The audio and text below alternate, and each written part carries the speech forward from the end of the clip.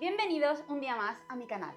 Hoy vamos a hablar de algo que llevo posponiendo demasiado tiempo, pero que tengo muchas ganas de hablar con vosotros, y es sobre la fantasía épica, concretamente libros de fantasía épica. La fantasía épica es un género que literalmente nos transporta a otros mundos, nos enfrenta a héroes y villanos y nos lleva a unas aventuras increíbles.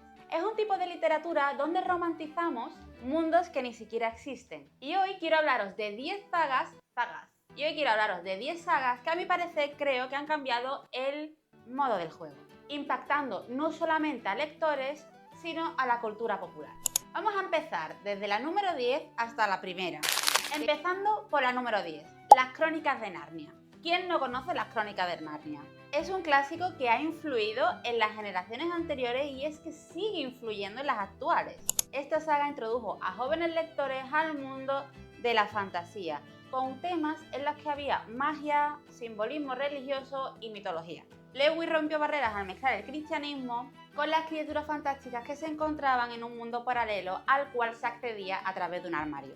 Yo no voy a mentir, lo que viene siendo los libros me leí el primero, pero el resto del libro no me lo leí, me vi las películas y aún así no sería capaz de leerme los libros. Sencillamente por una razón, no me gusta el final. Entonces, como no me gusta, no me leí todos los libros, lo siento. 9. ¿Quién no conoce Terramar?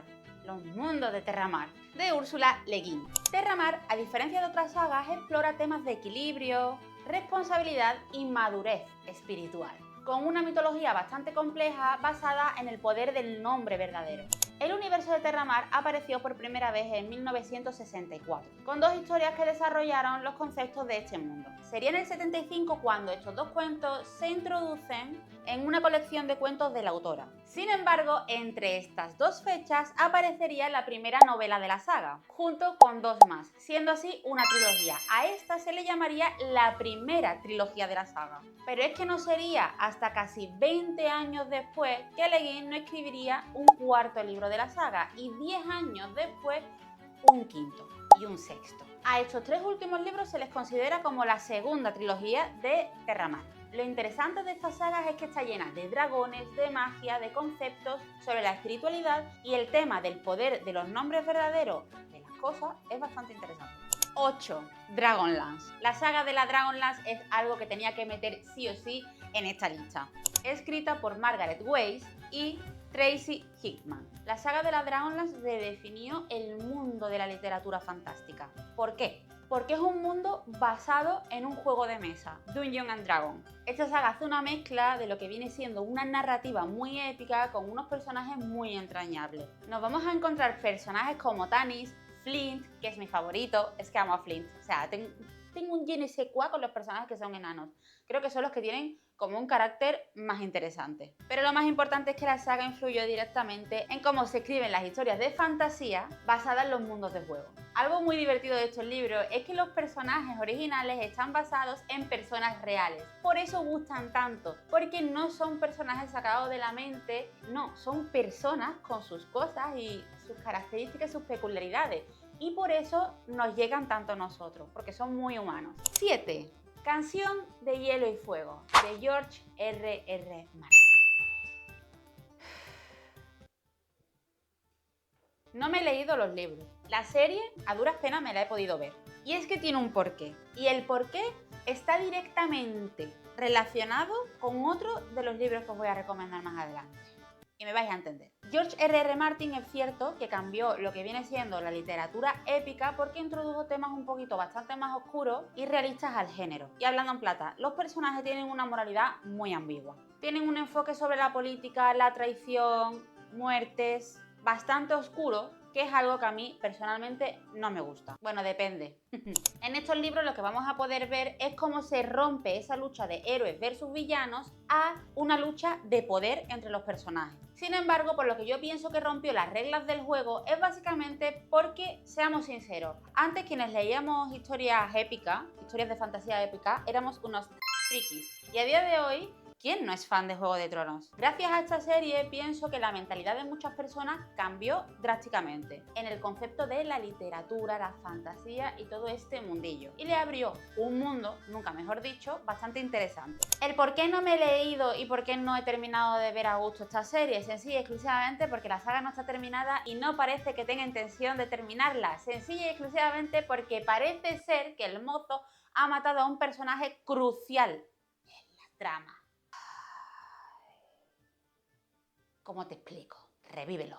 Sexto, el archivo de tormentas. Brandon Sanderson. Venga, vale, que aquí todos conocemos a Brandon Sanderson, que este hombre es que yo creo que duerme escribiendo libros. Este señor ha redefinido la literatura fantástica, la ha convertido en algo totalmente nuevo. Es que personas que no leían y que no cogían un libro y que no les gustaba absolutamente nada son adictas a la literatura de Brandon Sanderson. He cogido el archivo de tormentas porque todo el mundo habla de este libro como una saga que mezcla magia muy intrincada con la creación de un mundo bastante complejo. Personalmente, yo he empezado a leer Brandon Sanderson con El Imperio Final y tiene una pluma maravillosa, de verdad. Y aquí os dejo un hueco. A mí no me da tiempo a seguir el ritmo de escritura ni de lectura de este señor. Así que, ¿cuál me recomendáis vosotros? Que es de lo mejor. Pero sin duda alguna, Brandon Sanderson se ha convertido en uno de los autores más importantes del momento.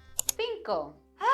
Directamente. Tenemos el mismo problema que con el número 7, con George R.R. Martin. ¿De quién vamos a hablar en el número 5? El nombre del viento. Es que no puedo, no soy objetiva con este libro, ni con el autor, ni con nadie. O sea, no sabéis lo que a mí me encanta, lo que a mí me gusta, lo que yo disfruto leyendo El nombre del viento. Es una cosa, lo que yo he llorado con ese libro, pero llorar, que cada vez que hablo de ese libro lloro, lo mal que lo ha pasado Kvothe, lo mal que lo pasa a lo largo de ese libro, ¡ay, Dios mío! Kvothe es un personaje que de verdad que tú quieres abrazarlo, aunque otras veces te den ganas de zarandearlo, pero quieres abrazarlo y decirle, todo va a estar bien. Es lo que quieres hacer tú a lo largo del primer libro. La saga gira en torno a las historias y el poder de estas. Pero ¿cuál es el problema de Patrick Rothfuss y del nombre del viento? ¿Cuál es ese gran problema que está tan directamente relacionado con George R.R. Martin? Pues que los 3 libros...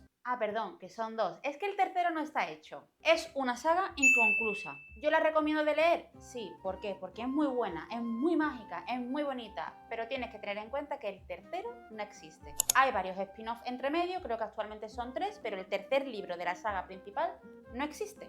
De Patrick Rothfuss quiero hacer un vídeo exclusivamente hablando de él, porque de verdad todo lo que rodea a este autor tiene muchísima amiga como para meterla en este vídeo. Pero telita. 4. Creo que muy pocas personas se acuerdan de este personaje. ¿Vosotros os acordáis de Malaz, el libro de los caídos, de Steven Erikson? ¿Por qué he metido la saga de Malaz? Sencilla y exclusivamente por una razón, y es que cuando yo me leí el primer libro a mí me dejó en shock. Os comento más o menos por encima por si no conocéis el libro. Es un libro muy difícil de leer. La moralidad es muy ambigua en la historia y es muy duro, es un libro muy duro porque es muy denso a la hora de leerlo. Os estoy hablando de un libro que yo leí con unos 13 años y para mí se me hizo muy denso y muy duro de leer. Recuerdo que lo disfruté muchísimo, pero al mismo tiempo me hizo sentir mucha rabia, mucha tristeza, mucha frustración, me hacía pensar mucho en todo y por ello no leí el resto. Y la verdad, me gustaría volverlo a retomar con la edad que tengo ahora porque creo que sería muy interesante hacer una comparativa. Pero lo mismo que pongo aquí la saga de Malaz, pondría también el Elfo de Drift. Aquí me pasó lo mismo. Me he leído el primero, me tengo que leer los otros porque es que de verdad la saga del Elfo de Drift es buenísima. 3. The Witcher. A ver, os voy a ser sincera. Yo The Witcher lo empecé a leer solo y exclusivamente por Henry Cavill. I know, but... ¿A quién no le gusta Henry Cavill, en serio? Cuando vi la primera temporada de la serie The Witcher, me interesó muchísimo el personaje. Además, me gustó muchísimo en las entrevistas que le hacían a él cómo hablaba de la saga y cómo hablaba del autor. Así que decidí no solamente leer la saga, sino también jugar a los videojuegos. Y sinceramente ha sido una de las mejores cosas que yo he hecho en los últimos años. Personalmente me encanta muchísimo Yennefer, estoy enamorada de ese personaje, de la historia que hay con ella y el protagonista, de todo lo que pasa entre medio. Maravillosa, Dios mío. Los bellos como escarpia. Me encanta este libro. Algo bueno que tiene esta saga es que no tiene un orden predilecto en cómo leerla. Yo la leí en orden cronológico porque, bueno, pues Vale. Pero realmente se puede leer de forma desordenada porque el autor muchas veces ha metido en otros libros la historia así como esto pasó antes, esto pasó después.